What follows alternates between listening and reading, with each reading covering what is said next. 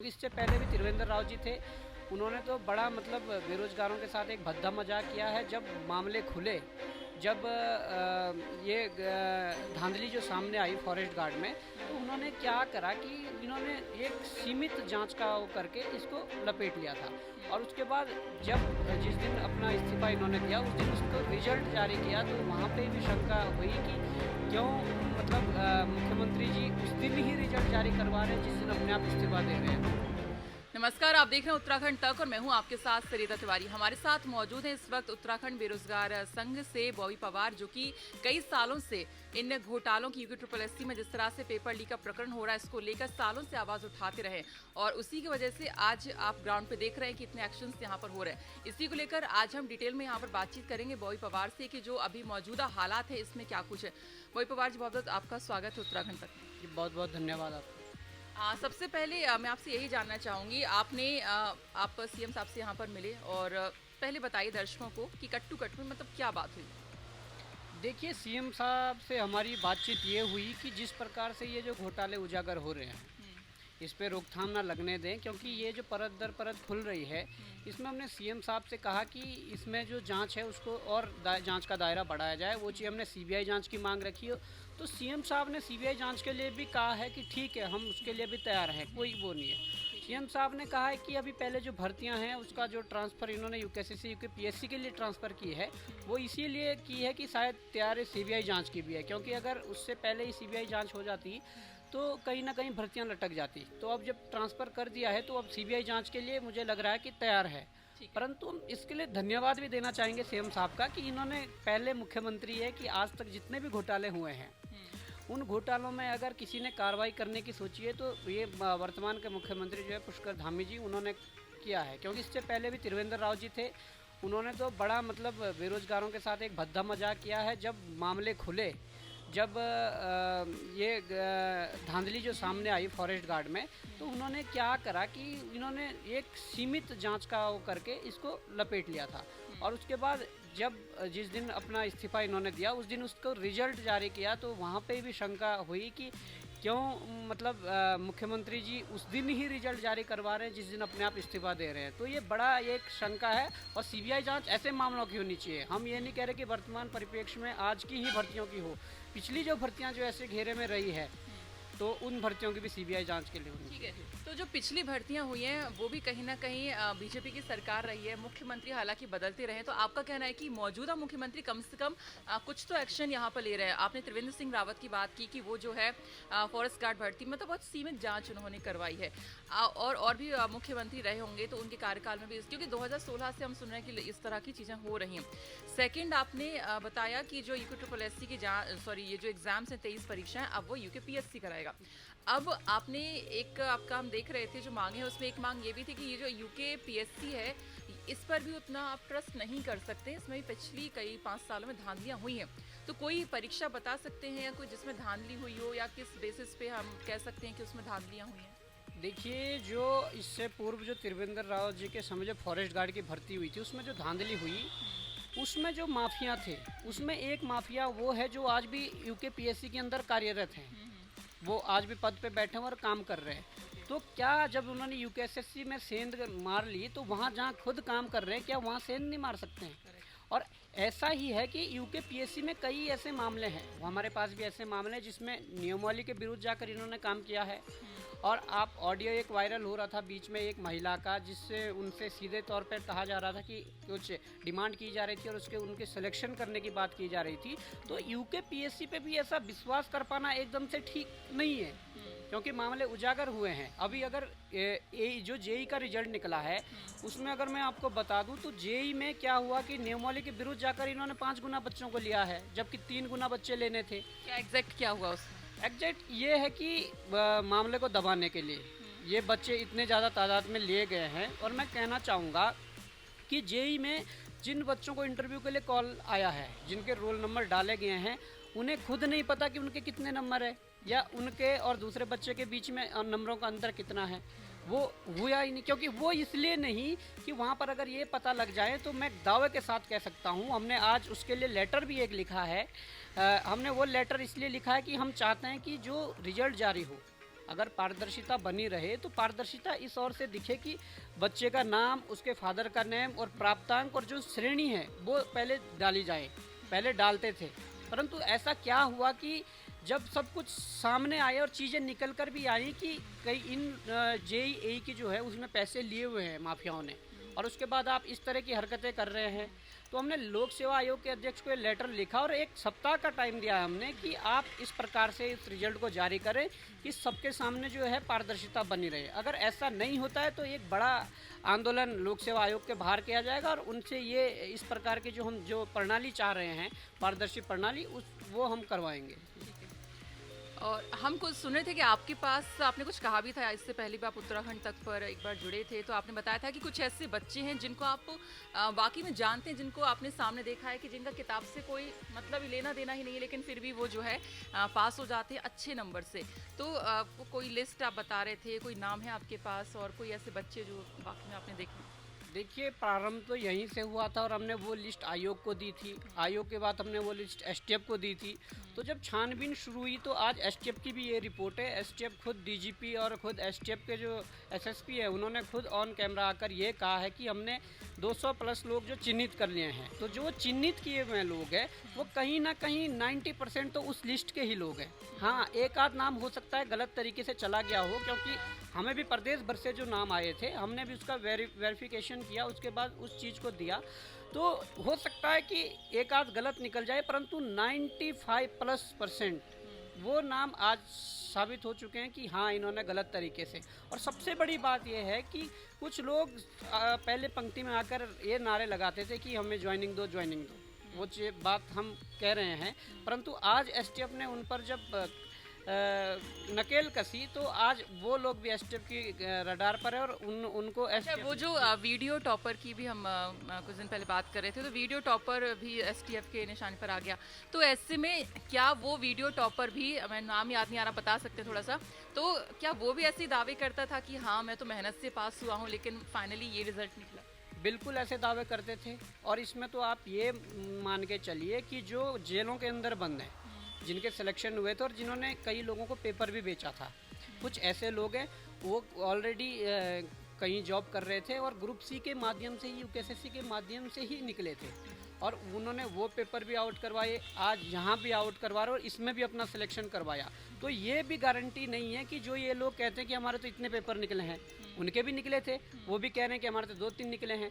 तो 2-3 जब गलत तरीके से निकले थे, ये भी गलत तरीके से निकाल लिया। वो चाहे सचिवालय के अंदर जो गिरफ्तारियाँ हुई हो वो देख लीजिए, वो गलत तरीके से चयन हुए हैं। उसके बाद इन्होंने अपने पैसे वसूलने के लिए इस तरह की घटनाओं को अंजाम देना शुरू कर दिया। तो आज ये सबके सामने है। अच्छा, ये चीज़ आप थोड़ा सा ये बताइए, एक आपने बताया था कि ये जो वीडियो का एग्ज़ाम जब चल रहा था उसी टाइम पे ये पेपर लीक आपको पता चला कि हो रहा है, तो ये कैसे पता चला था? क्या हम सुन रहे थे कि आपको कुछ टॉयलेट पेपर पे भी कुछ क्वेश्चंस दिखे हुए थे, क्या क्या कुछ मतलब देखा? देखिए, जब ये पेपर हुआ 4 और 5 दिसंबर को, उस दौरान तो हमारा एक आंदोलन चल रहा था गांधी पार्क के बाहर। तो उस दौरान मोदी जी का भी 4 तारीख को देहरादून आना था, तो मुझे 3 तारीख को उठाकर सुधोवाला जेल के अंदर डाल दिया था। और मैं 2 दिन जेल के अंदर था। तो मैं परीक्षा के जो 2 दिन जो घटनाएं होनी थी, जो पता चल जाना था कि पेपर कहाँ रात को क्या हो रहा है, वो हमें नहीं हो पाया, परंतु डाउट पूरा था। इसके बाद जब 7 अप्रैल को रिजल्ट निकलता है तो उस सिलेक्टेड सूची में हम कुछ ऐसे नाम देखते हैं, वो चाहे दुबई से आए हुए पति पत्नी हो या कोई भाई बहन हो या कोई किसी पार्टी के पदाधिकारी हो या कोई प्रॉपर्टी डीलर हो, इस तरह के जब हमने नाम देखे, क्योंकि छोटा प्रदेश है, हम आपस में लगभग लोगों को जानते हैं। तो उसके बाद जब ऐसी चीज़ें आई तो हमने आवाज़ उठाई कि इसमें गलत हुआ है और आप इसकी जांच करवाइए। आयोग ने इस चीज़ को नकार दिया, सिरे से नकारा कि ऐसा कुछ नहीं है और बड़े सुचिता के साथ, बड़े पारदर्शिता के साथ परीक्षा हुई है। हमने बड़ा प्रेशर बनाए रखा और हमने चीज़ें दी। हमने कुछ पहले संदेह के आधार पर कुछ चीज़ें दी, उन्होंने उस चीज़ को नकारा और उन्होंने डायरेक्ट DB के लिए कॉल करवा दिया। और DB के लिए कॉल करवाने का मतलब है कि आप डॉक्यूमेंट वेरिफिकेशन करवा रहे, तो ज्वाइनिंग की तैयारी थी। इसी बीच हमारे पास एक स्क्रीनशॉट हाथ लगता है जिसमें कि जिन्होंने हमें स्क्रीनशॉट दिया उन्होंने कहा कि पेपर 4 दिन पहले बाहर आ चुका था। अगर 4 तारीख को पेपर था तो 31 को बाहर आ चुका था। और ये इसके सबूत हैं। हम कुछ 3 स्क्रीनशॉट उन्होंने दिए थे जिसमें लगभग 35 उत्तरों की श्रृंखला लिखी हुई थी। तो जब 65 ये उत्तर सामने आ गए थे तो उन्होंने ये भी कहा कि ये आप रखिए और इसको ना सोशल मीडिया पे डालिए ना मीडिया में दीजिए, आप जाके आयोग के अध्यक्ष को दीजिए। और हमने करा भी वैसे ही, हम आयोग के अध्यक्ष से कांटेक्ट किए और उसके बाद उनके आवास पर गए और उनको ये चीज़ें दी। ठीक है। आयोग के अध्यक्ष से याद आया, आपने ये सारी चीज़ें, आप ऐसा तो नहीं है कि आज से उठा रहे हैं, आप कुछ सालों से लगातार इन चीज़ों को फेस कर रहे हैं और आप उसकी आवाज़ उठा रहे हैं। आपने जब ये आवाज़ उठाई थी तो हमने सुना था कि आपके ऊपर भी मानहानि का कुछ नोटिस आया था जब एस राजू अध्यक्ष के लिए आपने चीज़ें हुई थी, और अब जो चीज़ें सामने आ रही हैं तो कैसा लग रहा है? मतलब तब आप लग रहा है कि हाँ वाकई सही थे, मतलब सरकार को भी लग रहा होगा कि आप सही थे? नहीं देखिए, हमें तो तब भी पता था कि हम सही है, क्योंकि हमने जो आवाज़ उठाई थी वो एक पूरी डॉक्यूमेंट थे हमारे पास। जो NSCIT जो एक एजेंसी है जो ऑनलाइन एग्ज़ाम यहाँ करवाती है, उसके खिलाफ हमारे पास कुछ डॉक्यूमेंट थे। वो MP के डॉक्यूमेंट थे, UP के डॉक्यूमेंट थे, तमिलनाडु की कुछ चीज़ें थी जहाँ पर इन्होंने गड़बड़ी करी थी। हमने तो उस आधार पर आवाज़ को उठाया था, पर हमारे खिलाफ विधिक नोटिस जब जारी हुआ कि आप आयोग की छवि धूमिल कर रहे हो, कंपनी जो एजेंसी है उसकी छवि धूमिल कर रहे हो, साथ में आयोग ये भी लिखता है कि सरकार की छवि धूमिल कर रहे हैं। अब सरकार का ठेका भी आयोग ने ले लिया है, ये भी एक बड़ी बात थी। तो हमने उसका जब जवाब बनाकर भेजा तो हमने तकरीबन 16 पेज का जवाब वापस बना के भेजा, तो उसका जवाब 2 साल होने वाले आज तक नहीं आया, क्योंकि हमने जवाब में वो चीज़ें सारी डॉक्यूमेंटेशन किया और उसके बाद भेजा। परंतु उसके बाद ये है कि जब आयोग के अध्यक्ष को ये पता था, क्योंकि ये बात उन्होंने इस्तीफे देते हुए स्वीकारा कि मेरे ऊपर प्रेशर है सफ़ेद पोशों का और माफियाओं का, तो जब उन्हें पता था तो हम जब बोल रहे थे तो उस बात को वो नकार क्यों रहे थे? सबसे बड़ी बात ये है, उनको भी जांच के दायरे में लेना चाहिए। बिल्कुल, जब आप तब कह रहे थे वो आज आप अब भी कहते हैं, और जैसा कि आपने कहा कि जब उन्होंने इस्तीफा दिया तो उन्होंने साफ तौर पर कहा था कि उनके ऊपर दबाव था और कुछ इसमें मतलब सिफारिश करने के लिए लोग आते थे, सफ़ेद पोश भी उन्होंने कहा था। और अभी तक अगर गिरफ्तारियों की बात करें तो कोई सफ़ेद पोश तो बहुत बड़ा कोई अभी तक ऐसा कोई नहीं मतलब गिरफ्त में आया है। और लेकिन आप कह रहे हैं कि अगर राज्य के मुखिया और अगर STF ऐसा नहीं करती है तो आप जो है उजागर कर देंगे, तो वाकई में आपके पास कुछ नाम हैं? देखिए, हमारे पास कुछ ऐसे नाम है जिनका डायरेक्ट संबंध सफ़ेद पोशों से है, सफ़ेद पोशों के परिवारों से है। और अगर सफ़ेद पोशों के परिवारों तक ये आग चली गई है तो डायरेक्ट इन्वॉल्वमेंट सफ़ेद पोशों का भी होगा, ये हम दावे के साथ कह सकते हैं। और वो चीज़ें हमारे पास है, वो चीज़ें हम STF को भी देने वाले हैं। STF अगर कार्रवाई करती है तो वो पता चल जाएगा, क्योंकि हम जो देंगे हमारे पास तो रहेगी वो चीज़। अगर STF नहीं करेगी तो उससे आगे और बढ़ाया जाएगा, सबके सामने रखा जाएगा, वो चीज़ें हैं। और इसमें कुछ सफ़ेद पोश ऐसे हैं जिनकी पहले इससे पूर्व की भर्तियों में जिनकी संलिप्तता देखने को मिल रही है और सुनने को मिल रही है, तो क्या उन भर्तियों की जांच नहीं होनी चाहिए?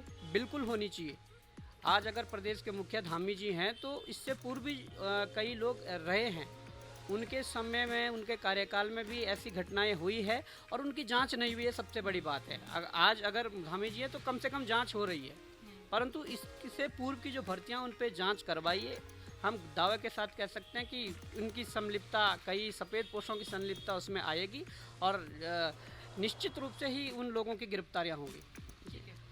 अभी आपने देखा कि 5 परीक्षाएं रद्द की हैं और आई थिंक उनके कुछ के परिणाम भी नहीं आए थे, सिर्फ एग्ज़ाम हुए थे, तो उनको लेकर क्या कहना है? आपको लगता है कि मतलब सरकार ने सही फैसला लिया है?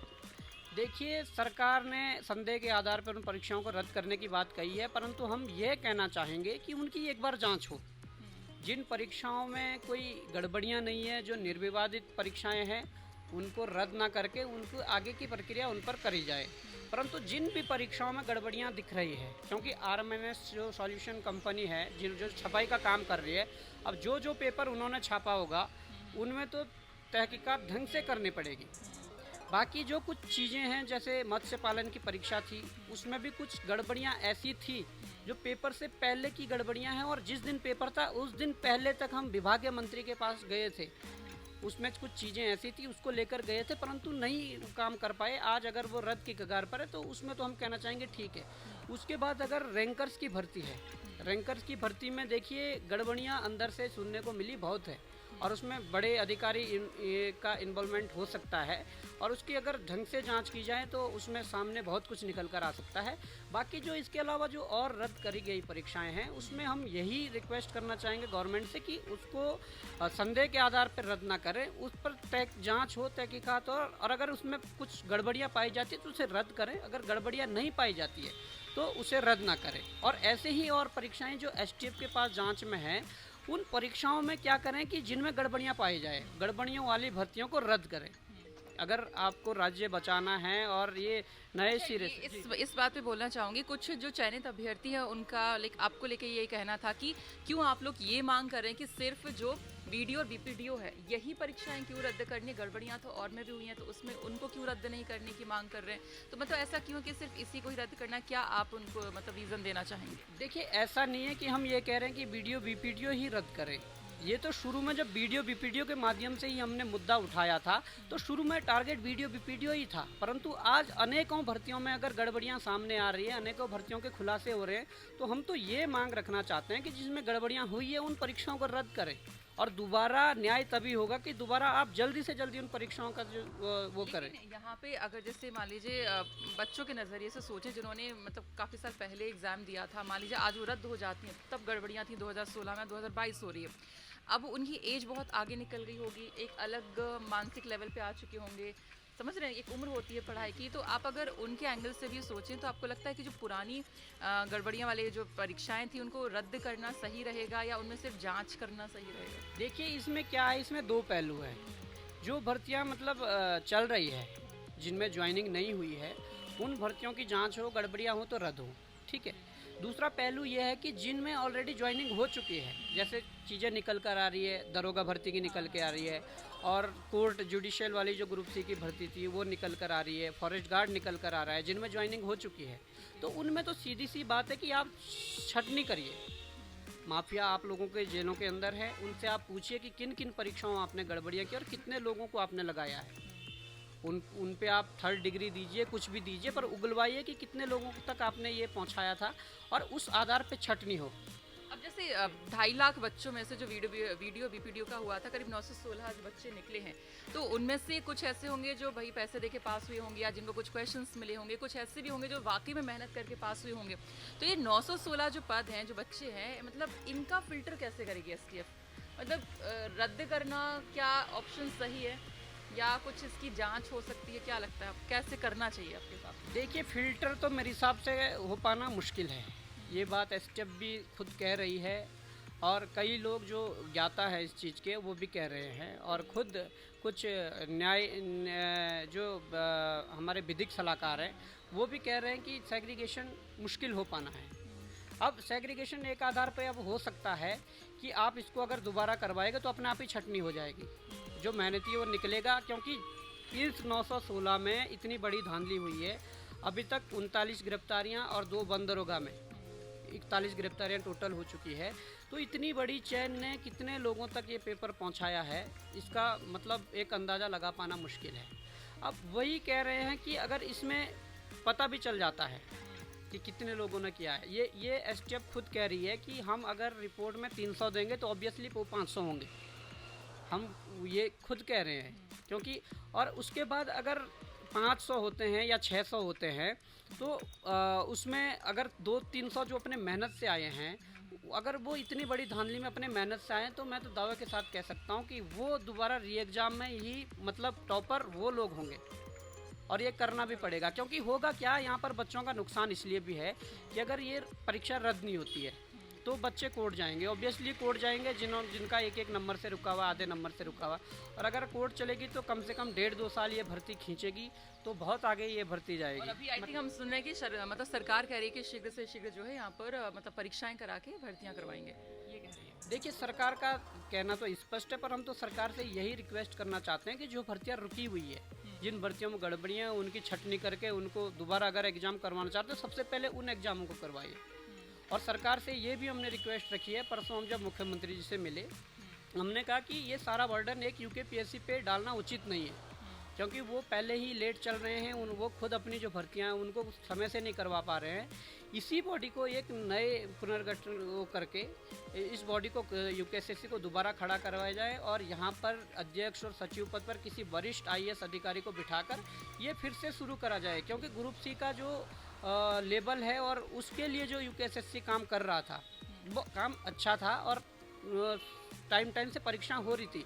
वो बात अलग है कि उसके अंदर गलत आदमी बैठ गए थे और उन लोगों ने इस तरह की धोखाधड़ी करके या भ्रष्टाचार करके आयोग को बदनाम किया है, परंतु आयोग को फिर दोबारा खड़ा करके इन परीक्षाओं को दोबारा आयोग के अंदर मतलब लोग गलत हो सकते हैं, कर्मचारी गलत हो सकते हैं, लेकिन आयोग कभी गलत नहीं हो सकता है। ठीक है। और अच्छा, एक आखिर में सवाल आपसे पूछना चाहूँगी, बॉबी पवार जो कि आज इतने सारे युवाओं की आवाज़ है, तो ये शुरुआत जो आपकी हुई, जो मतलब कहीं ना कहीं कुछ तो होगा, या आज आप इतना जो है संघर्ष कर रहे हैं, इतने बच्चों की आवाज़ बन रहे हैं, तो क्या चिंगारी थी, मतलब शुरुआत कैसे हुई? देखिए, शुरुआत तो ऐसी है कि हम भी एक सामान्य से परिवार से हैं। देहरादून जब पढ़ने आए इंटर के बाद, तो उसके बाद जब फॉर्म निकल रहे थे इंटर के बाद जब हम आए, तो उस दौरान 18 साल हुए ही नहीं थी, ये फॉर्म नहीं भर पा रहे थे। और जब 18 हो गई थी तब इन्होंने ब्रेक सा लगा दिया था, 1-1.5 साल तक फॉर्म ही नहीं निकले।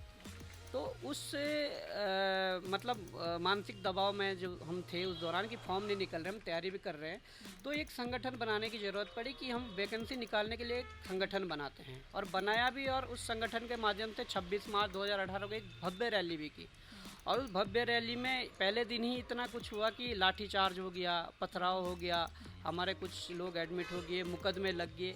तो मुकदमों लगने के बाद फिर वो मामला इतना मतलब पेचीदा हो गया कि उससे बाहर निकल पाना मुश्किल हो गया।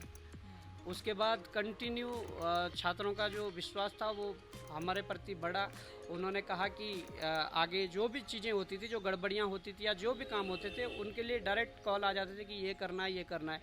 और इस व्यस्तता में हम अपने पढ़ाई को समय नहीं दे पाए, और जब पढ़ाई को समय नहीं दे पाए तो उसके बाद हमने यही फील्ड आगे चुना कि चलो ठीक है, अगर हमारे त्याग से इतने युवाओं का भला हो सकता है तो हमें वही सही है, और हमने वो किया। आज अगर ये मामले खुले हैं तो 5-6 सालों से जो हमने त्याग किया था, अब आज हमें खुशी इस बात की है कि चलो हमारे त्याग से अगर इतने बच्चों का भविष्य भला हो सकता है तो उसमें ये बेहतर है। अच्छा, आपके घर में पेरेंट्स नहीं कहते हैं कि क्यों इन सब में लगे हैं, सरकारी नौकरी की तैयारी अच्छी खासी कर रहे थे, क्यों स्विच कर दिया, जैसे और भी बच्चों के पेरेंट्स कहते हैं, तो आपके नहीं कहते? नहीं, क्यों नहीं कहते हैं, हमें स्पेशल तैयारी करने ही भेजा था।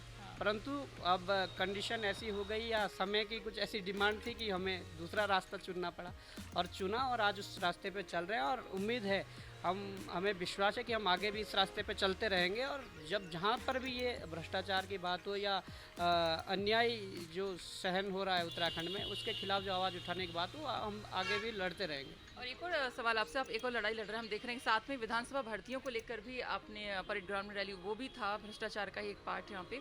तो इसको लेकर आपका क्या कहना है, मतलब जिस हिसाब की ये चीज़ें चल रही हैं, तो मतलब ये अगर ऐसा ही चलता रहा तो उत्तराखंड का भविष्य आप मतलब कहाँ देख रहे हैं? मतलब सारे करीबी को ही अगर नौकरी देते रहेंगे तो उत्तराखंड का युवा कहाँ जाएगा?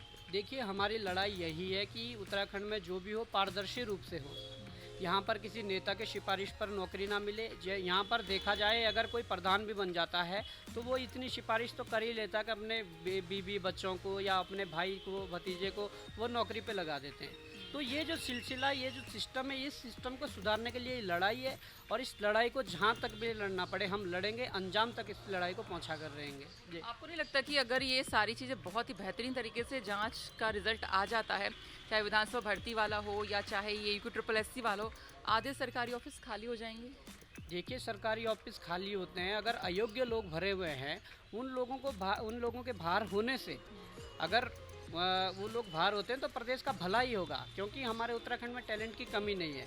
आज आप चाहे उत्तराखंड हो, आप उत्तर प्रदेश के मुख्यमंत्री देख रहे हो, और भारत के बड़े बड़े पदों पर हमारे उत्तराखंड के लोग बैठे हैं। हमारे उत्तराखंड में टैलेंट है। हम तो चाहते हैं कि हमारे विभागों में वो अयोग्य लोग बाहर होकर यहाँ के योग्य लोग जो है वो विभागों में बैठे, तो हम कहते हैं कि ये देवभूमि कैसे प्रगति नहीं करेगी, कैसे ऊंचाइयों पर नहीं पहुँचेगी। जी, चलिए, बहुत बहुत शुक्रिया उत्तराखंड तक से बातचीत करने के लिए। बहुत धन्यवाद। तो ये थे हमारे साथ उत्तराखंड बेरोजगार संघ से अध्यक्ष बॉबी पवार, जिन्होंने बताया कि वो चाहते हैं कि पारदर्शी तरीके से यहाँ पर सारी भर्तियाँ हो, सारी परीक्षाएं हों, और उत्तराखंड के युवाओं में काफ़ी कुछ टैलेंट है और वो एक योग्य जो है पद यहाँ पर हासिल कर सकते हैं। मैं सरिता तिवारी, देहरादून से उत्तराखंड तक।